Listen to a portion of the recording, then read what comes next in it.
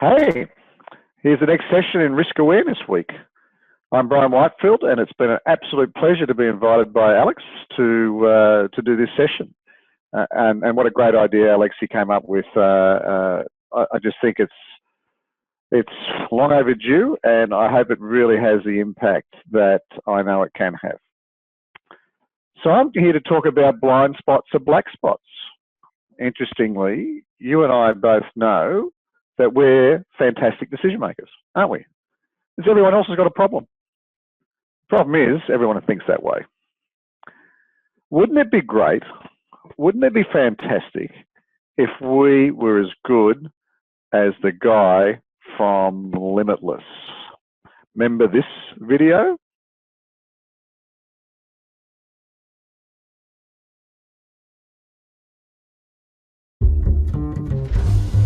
See that guy? That's me. My excuse for looking like this? I'm a writer. Eddie, maybe it's time to let the writing go. But just in case you think nothing ever happened to me. Eddie Mora! Hey! Tell me about this book. Well, how much have you written of it? Not one word. Well, I suppose I can help you with that. You know how they say that we can only access 20% of our brain? This lets you access all of it. They've had clinical trials and it's FDA approved. All right, just out of curiosity, and that's all. I was blind, but now I see. A tablet a day, and I was limitless. I now had cultural appetites. Since when do you speak Italian? I finished my book in 4 days. I'd like to renegotiate my advance. Math became useful. From 12,000 to 2.3 million in 10 days. I'm baffled by this guy. So, Eddie Mora, you do know you're a freak. What's your secret? Medication. So there you are. That's the absolute opposite to blind spots that are black spots. Being able to see every consequence from your decisions moving forward. Herbert A. Simon, he wrote a book in the 1940s called Administrative Behaviour. He's a Nobel Prize winner. And he was cathartic for me when I started researching decision-making a bit more, having been a risk person for a long time, in that he explained it really quite simply. An organisation is just a bunch of people that come together to form a purpose. And those people in the organisation, towards the top of the organisation, put policy, process and system, policies, frameworks, process systems in to influence people's decision making, because an organisation is just a bunch of people making decisions to act or not act. That's what an organisation is. Now, one thing I know is that risk-based decision making is a fantastic way to help us make as good a decision as we possibly can. However, unfortunately, I think there's a lot of acceptance of mediocrity in our decision making.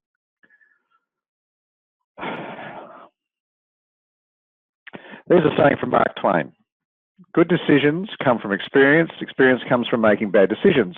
That's an acceptance of mediocrity, but I think I like Eleanor Roosevelt's better. Let's learn from other people's mistakes, because there's no way we could live long enough to make them all.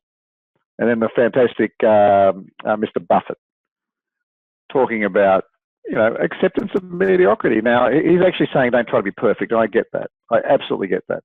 But I do think that since we've known so much about our decision making and our faults in our decision making for decades, behavioural scientists have been all over it. That's why this decision science and decision theory is out there, and risk management. We have lots of information to tell us that we have unconscious bias that we need to manage. Now, we're not managing it. We're going to make mistakes. We can do better. There's lots of ways to do better. And there's decision sciences and applying a bit of risk management, it will go a long way. Now, how did I come to be a person interested in this type of thing? Well, back a long time ago now, when I was in my final year of high school, I had my parents were having a dinner party, and a good friend of mine, his parents were around, and I knew them well because I've been in the house many times. And Barry comes up to me and he says, "What are you planning to do after school, Bryan? Next year after school?" and I at this high school, final year of high school, and I said, I don't know. And he said, well, what do you like? I said, oh, physics, maths, chemistry. He said, have you thought about engineering? And I thought, Well, anyway, he said, why don't you come to the open day at Sydney University where he worked in one of the engineering departments? And lo and behold, I go there, and he says, go around to all the other engineering departments, and open day at a university is sales day, right? Where everything that whistles, bangs, cracks, flashes around the engineering departments were happening. I walked around, it was all very fascinating. I loved it. Anyway, I got to Barry's department. He walked me around this U-shaped building, and I end up walking in with him to a room that held one of these tall columns. I get my pointer working. Where's my pointer? Bit of a laser pointer. One of these tall distillation columns going. And it was a glass one because it was experimental. I could see all this gas bubbling up and liquids coming down and stuff flowing off. And I thought, this is so cool. And I've got no idea what is actually happening here. I'm going to do this. That was the extent of my sort of decision making. But what I learned later in life, I learned two things. One is I love complexity. I do love complexity. I love digging in and understanding. But it also means I like to take the hardest path in life. So not only do I do a really hard line of, engineering, chemical engineering is tough. You ask any engineer from any discipline, and chemical is tough. Not only did I choose that, but I also chose a career in risk management. It's like trying to sell ice to Eskimos, because all good managers know that it's because of them that they made the great decisions that got us here. And if anything goes wrong, it's a bit of bad luck and everyone's entitled to a mistake. Well, in the chemical industry, this is what mistakes gone wrong look like. This is mismanaged complexity. Now, Sanjay Verma. Sanjay Verma is 5 years old. He's sitting at the side of the room at parent-teacher night, and he turns to his sister, Mamta. And he says, Mamta, it's parent-teacher night. And Mamta says, yes, Sanjay. He looks at Mamta and he says, do I have parents? And Mamta looks at him and said, well, we were a family of 10, mother, father. Unfortunately, there was a big accident, and 8 kids, and now there's just you and me. And this was, of course, Bhopal, 1984. Now, Sanjay says, later in life, when he was 5 years old, that was really big when his sister told him that. But he couldn't process it. He knew it was big, but he couldn't process it. It took him a while, many years later, to understand. But this is the sort of thing the chemical industry has done. I got passionate about it. This happened in my last year at university as a chemical engineer. It's just after I'd finished my final exams, in fact. Now, I love what the chemical industry can do for us. You don't land people on the moon. You don't fly tens of thousands of kilometres without chemical engineers being part of the process. You don't have a smartphone without chemical engineers. But I didn't like what we managed to do in terms of damage to people and the environment. So I became really passionate about helping people manage complexity. So I became passionate about helping people understand that we can manage complexity through a fantastic lens called risk management. Now, interestingly, so back from the mid-90s, I was involved in bringing the management of risk in the chemical industry, which we had to find a way to manage this complexity. Otherwise, we lost our license to operate, didn't we? So what I was involved in bringing it over into general business. And I thought, okay, I'll just bring this process, which is fantastic, wonderful, over to general business, you people, and you guys will love it. You just say, oh yeah, thanks for that process, I'll do it. But I found a couple of things. One is, risk has got a lot of negative connotations to it as a wet blanket, a handbrake on business. And we in the profession have been part of the problem, creating things that are just too complex and just, tying people up in knots. But there's most definitely a push in the profession to get away from that and much more towards adding value. So that's one thing. The other thing is, in the world of chemical plants, what was in our favour was we had the irrefutable laws of physics and chemistry.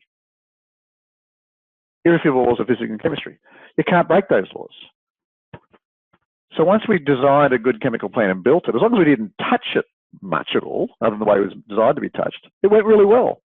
When we blew things up and did damage, it was because we touched it the wrong way, made changes, didn't understand the modifications we were making, wanted to make it better, blew it up, whatever. It was bad. So we had to get good at this. But when I took risk over into the world of general business, what I found was, over there, there are no laws of physics and chemistry. Well, they do, but they don't apply to an IT project, for example. Any IT project you know about, why is it so damn hard to get it right? Yes, it's complex, but not only that, you've got people left, right, and centre changing their minds. I want this, I want that, take this, add this, add that. It gets infinitely more complex. Now, the human brain's fantastic for managing complexity, but risk management is a process that helps you manage that complexity. Let's move on. Think about the challenge we have when we need to make choices. If it's just chocolate ice cream versus vanilla ice cream, we go, hey, cool. I like chocolate more than vanilla. Hey, if you love them both that much, ask for half and half. What happens when another flavour's added? Oh, yeah, I quite like strawberry. I'm not sure which one I want. Can I have a triple? No, you can't have a triple. There's a choice to make. It gets harder. And then we start getting in fancy flavours. All kinds of fancy flavours. Now I'm getting really confused.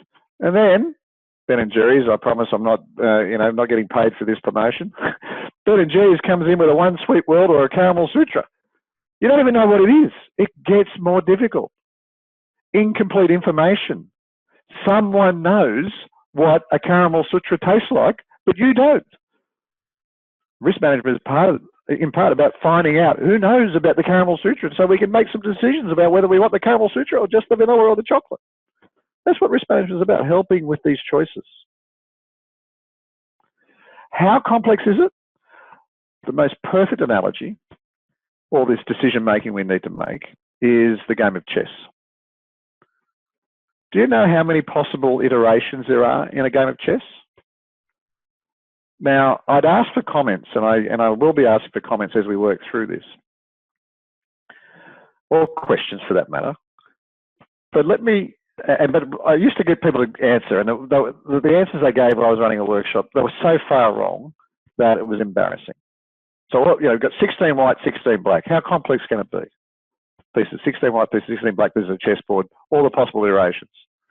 The answer, my friends, according to the University of Maastricht, is 10 to the power of 123. 10 to the power of 123. The first 4 moves have over 300 billion possible variations. That's the complexity on a chessboard. Think about the complexity in your organisation today, this week, this month. All the decisions that are being made. It's crazy. It's insane. But the human brain helps.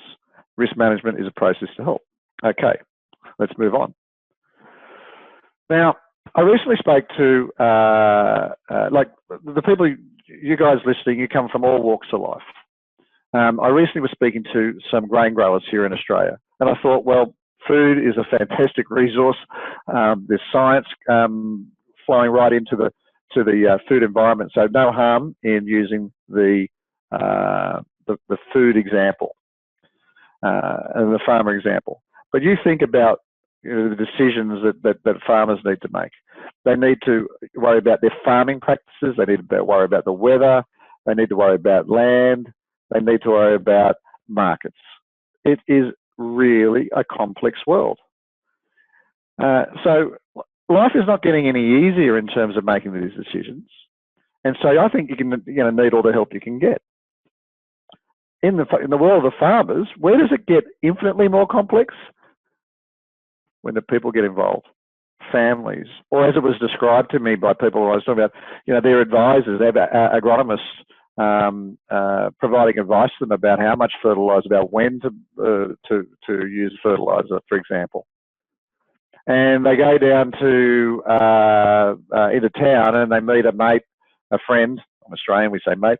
Meet a friend at the football training, and they start talking, and they say, "Oh, I've been recommended to do this," and the guy at football training says, "Oh no, Dad said years ago you never do that,"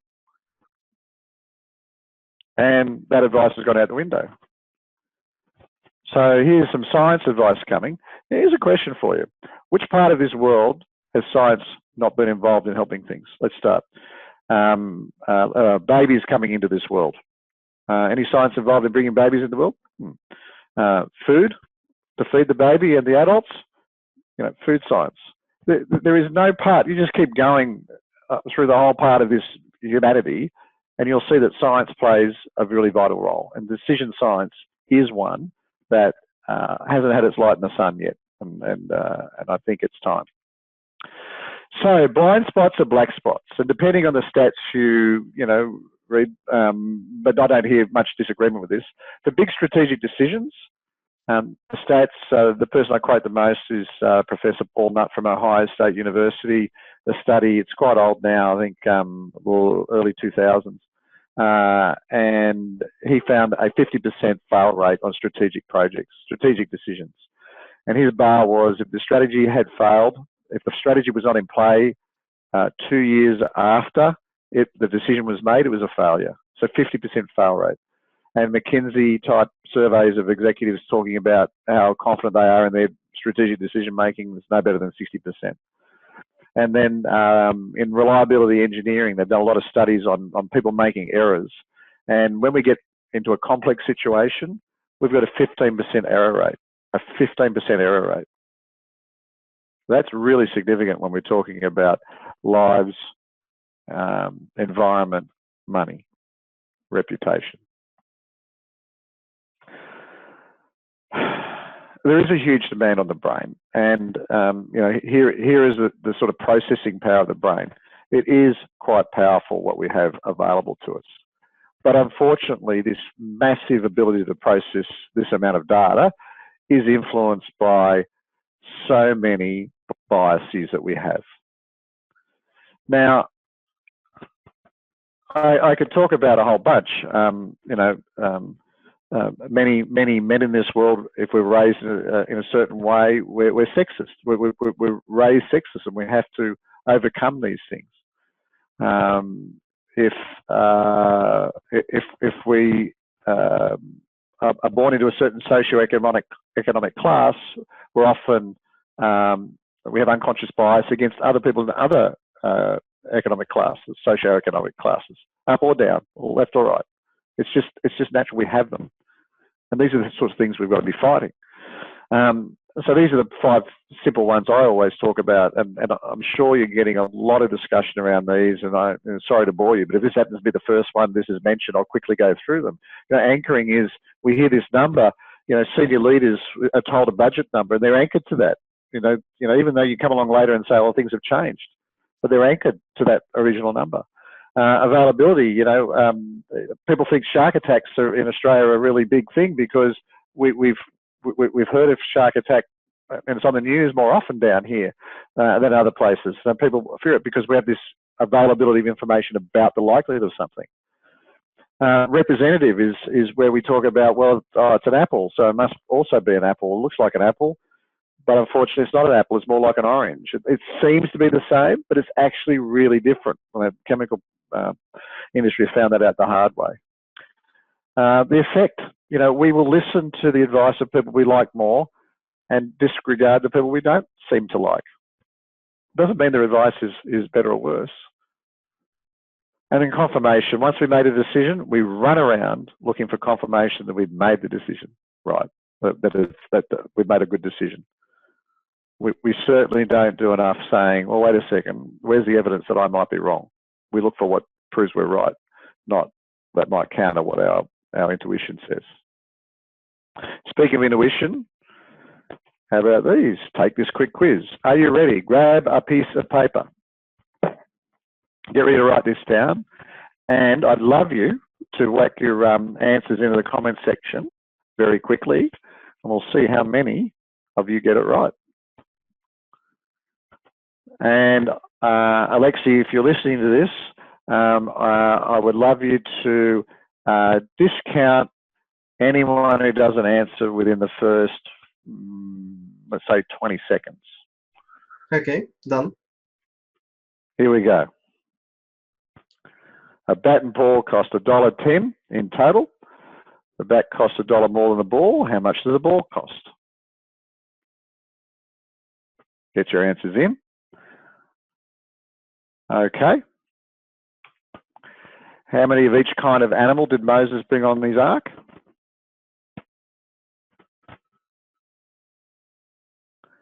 Get your answers in. Get ready for the next question. Mary's mother has 4 children, April, May, June, and?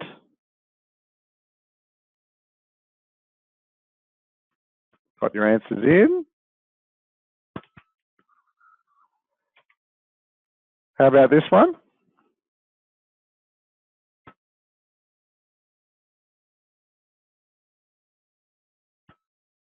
Take a while to read that. And give your answer. 5 more seconds.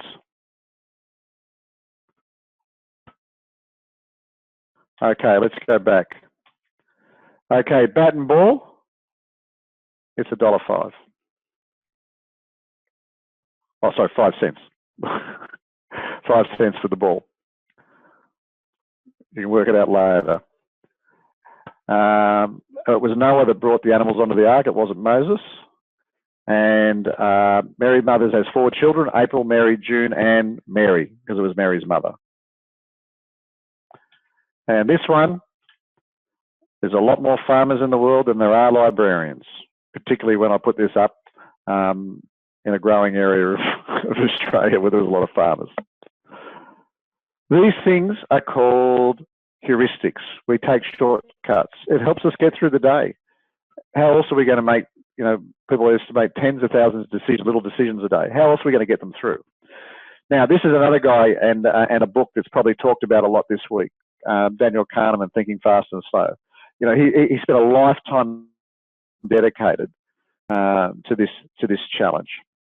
And essentially what this book says is, and if you've heard it 12 times over, I apologise. But for those of you who are hearing it for the first time, to get through the day with these 30,000 decisions, we've got a system 1 thinking, and that is fast, snappy thinking. We use heuristics, rules of thumb. When things don't stack up and we go, hey, that doesn't look quite right, I'm going to think with system 2, and that is a harder, more analytical thinking.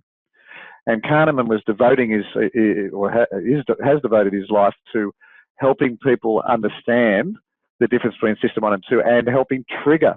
How do you trigger yourself to stop and think? How do you trigger yourself to stop and think? Because system 1 only works when under certain circumstances, and is okay to get us through the day with a lot of intuition. But when it comes to a whole bunch of other decision making, gut feel, which is essentially what heuristics are, gut feel is not the way to go. When can you use gut feel? When you've got 50,000 hours of experience. Why does a firefighter know to leave the building? They sense it because they've been into so many. You've heard about the firefighter having that intuition. It's not the intuition that a first-year firefighter has. It's one that has developed over 10, 20, 30 years. So what is blue ribbon decision making? What is blue ribbon decision making? Something to help you test your gut. Here, let me explain. Being in the risk game, I've researched a fair bit about decision making, and in reading a lot of the books on decision making, I didn't find them overly helpful. They explained why certain decisions were wrong and that you needed to be more thoughtful about things, but I never really found anything that helped me make a good decision faster. It was more a good decision slower. So I came up with this decision model, and we're going to show you the decision model in a second, but I'll give you the premise of what it's all about. It's called the MCI decision model. And it starts with this premise. The first thing is, we have a tendency to go straight to implementation. That's our tendency. As soon as someone comes up with an idea, it's a great idea, Alex, get it done. We don't stop and clarify and think through. So this is the system 1 and 2 thinking going on. We don't stop and clarify what it is. So Alex, exactly how were we going to do that? What were you thinking we were going to do that? What are the pros and cons of that? Could we do it differently? In fact, could we do something different altogether? And what we do even less of is consider the motivation behind it. What's the question we're trying to answer? So just say that again. The MCI model is named because we should go M, C, then I, but we have a tendency to go to I, not do C very often, and never do M. We go straight to implementation. We don't stop and clarify, and let alone do we stop and decide whether we're actually answering the right question. And so if you use the MCI model, you ask yourself these things. What are my drivers? What's my motivation? Drivers create motivation. Motivation creates mindset. Mindset creates blockers. When you've got blockers, these unconscious biases, it's not good for decision making. So we need a good clarification phase to unblock our blockers. Now, once you've done that, and we'll talk about how you do that shortly, you then can design the creators of your destiny for a really strong implementation. So I'll take each one in turn. Let's start with motivation. There's an adventurer down here in Australia called Andrew McCauley. And around about, I think it's about 2007, he was trying to be the first person to cross between Australia and New Zealand, which is a couple of thousand kilometres or more, solo in a kayak. He didn't make it.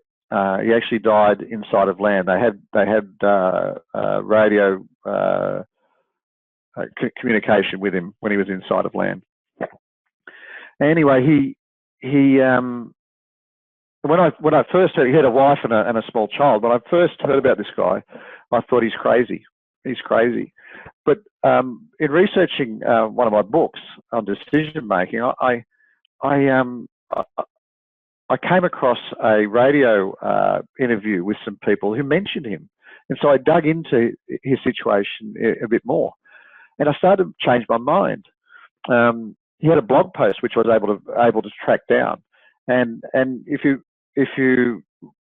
read his blogs, you got the different sense. What he was trying to do was motivate people to do more, to get off the couch, to do stuff. If he got out there and did what he did, there'd be more people getting out and doing that. So I started to change my mind.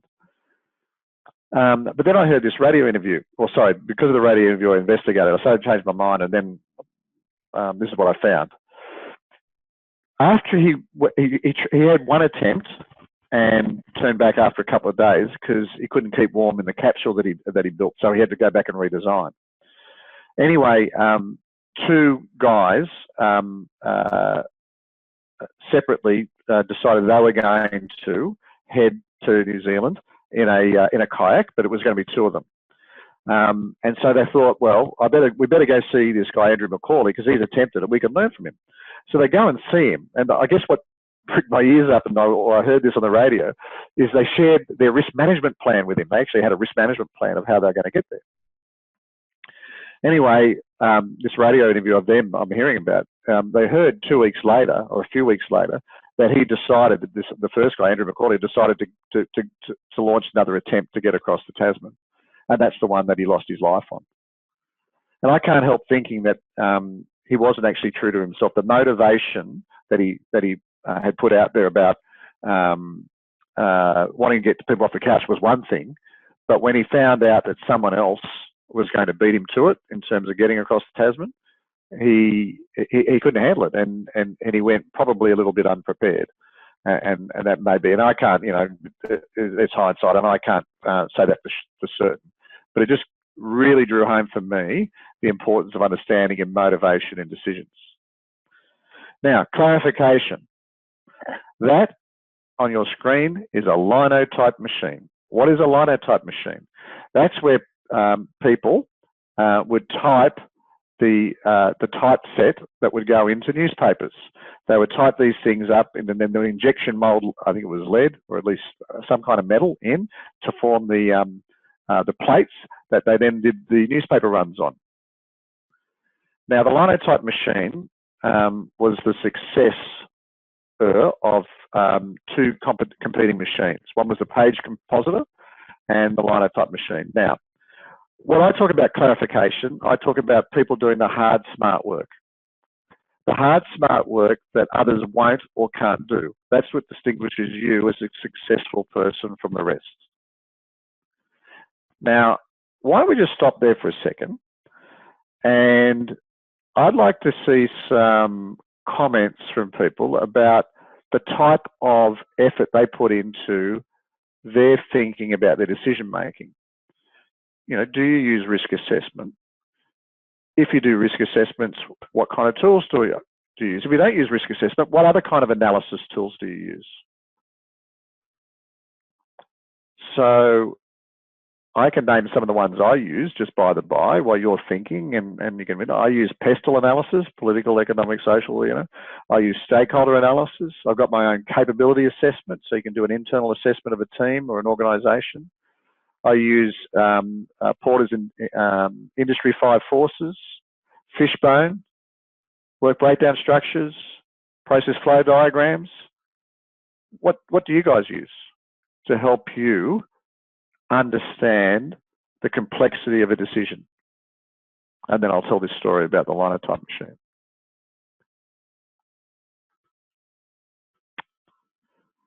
So the linotype machine. The page compositor almost sent Mark Twain broke. When was Mark Twain alive? In the 1800s. Everyone knew that if you could mass produce newspapers, there was money to be made. But no one had worked out how to do it because the whole printing process and preparing the plates, all that was so slow. And over about, I think it was at least 20 years, Mark Twain and his crew and the people that invented the linotype machine were going head to head. And so this is decades of hard, and you might not think so smart work, but it was smart. The difference between the page compositor and the linotype machine, the page compositor had 14,000 moving parts and kept breaking down. The linotype machine was designed by an engineer, a clockmaker, and part of the funding was by a journalist. So that's a pretty good mix. And they, the clockmaker and the engineer did it more on how humans move. And it was the successor. Now, the hard, smart work that led to the linotype machine going into production, it went into production in the late 1800s, and it was still producing the New York Times in the 1970s until things were digitized. That's the success you get from hard, smart work. And as I said, the clarification phase is the hard, smart work that others won't or can't do that distinguishes you and your organisation and its success from the rest. Now, let me talk about that brilliant decision to build the plant or go into a new market. It's only brilliant if the implementation goes really well. It's only brilliant if the implementation goes really well. If people are not making good decisions to follow your great decision, then you're in trouble. So when you're in the clarification phase, you've got to think about implementation. Now, maybe not the best global example to be using in this circumstance, but I did want to use it because of the book called Essence of Decision, because it was a cathartic moment for me when I read the book. It's about the Cuban Missile Crisis and analysing from both sides how decisions were made. And they're looking at decisions made by individuals versus decisions made by organisations. And what a lot of the learning from it was information that comes up through analysts to the top, to the Politburo and to the administration, the JFK administration. This is Khrushchev and the Politburo. It gets filtered by analysts. So analysts decide that's important and that's not important. And so the information that comes up has, by nature, a flavour of the culture of the organisation. And for those of you who remember, if you're old enough or studied enough, what the crux point in the big clash point for the Cuban Missile Crisis was when the U-2 spy plane took a photo and the US had firm evidence of the missile bases. And so what they say in Essence of Decision, the book called Essence of Decision, was that the Soviet military, when they built the bases in Cuba, they built them by the book, as they had in the Soviet Union, and the bases were not camouflaged from the air. And so someone had not got that little bit of a secret down to the people that mattered to say that this is actually got to be secret. They built them camouflaged from the roadway like they did back home, but they built them by the book. So the big learning is you've really got to think hard about implementation, because people implement as per their culture, their value system. And you've got to be very aware of it. Now, I appeal to you all, get help. Uncertainty creates what they call, particularly in the insurance sector, the burden of risk. And that's what the insurance companies say. We relieve the burden of risk from you. So if your house burns down, you get compensation for a small, annual sum. It is small relative to the cost of the home. But we don't like paying. It's a grudge payment because we don't think our house is going to burn down. But geez, if it does, and we get paid, which normally you do, it's fantastic. So you relieve the burden of that risk. I'm suggesting to you it's time to relieve the burden of risk in your decision making and start paying attention to the decision sciences and what risk management can offer.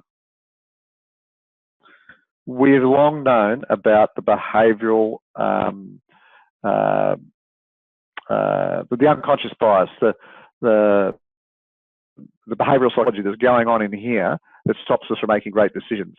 It's very evident, but people still go on saying, I'm a gut feel decision maker about things they've only made a decision about 3 times. It's not the way.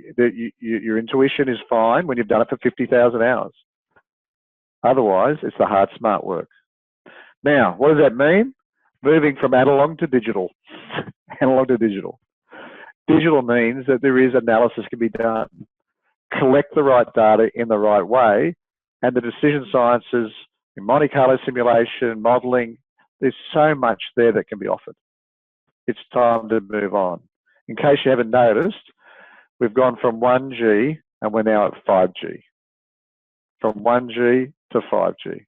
It's time to move on. If you aren't thinking about these things and moving into the quantification and moving away from my favourite topic, which I believe I've coined, I haven't heard anyone to challenge me otherwise, is quantification is what so much is happening in risk world. People plucking likelihoods or consequence estimates out of thin air. That's quantification. We can quantify much more, and we should. Baby steps. I'm not saying build the most expensive big risk model. I'm just saying being a bit more scientific about it. And in terms of where risk is in the MCI decision model, it sits right there in the clarification phase. That's where risk management delivers for you in your decision making and your team's decision making and your organisation decision making. So don't give up on it. If your risk people are not delivering you value by making things simpler, providing insights rather than just problems, then tell them to pick up their act, because that's what the game's about for risk people, developing insights. I must say that is all from me. Here's a couple of my books that I've written. I'm writing a new one. I'm writing the one I should have written years ago. I'm writing the one about everything to do I know about risk. I wrote the one about decision making, decide, because I wanted to get in front of the decision making, because I was doing risk workshops for people who'd already made decisions. And unfortunately, sometimes I was tearing apart strategies. Every now and then I was gold plating them, but most of the time I was patching them up. And I thought to myself, yeah, if I write this book about decision making, I'll get in front of the curve. Except, unfortunately, you and I know that you and I are good decision makers, and everyone else has got a problem. So people don't think they need the help with their decision making, but I think we do. And the Winning Conversations one is about how to influence people about their decision making. It's in particular for corporate service people. So that's me. That's my Risk Awareness Week spiel. I hope you've enjoyed it. And of course, please ask some questions now, and I'll make some comments, and we'll do our best to answer them. And again, a big thank you to Alexi. A great job, a great initiative, and I hope it has the impact we all know it can. Take care.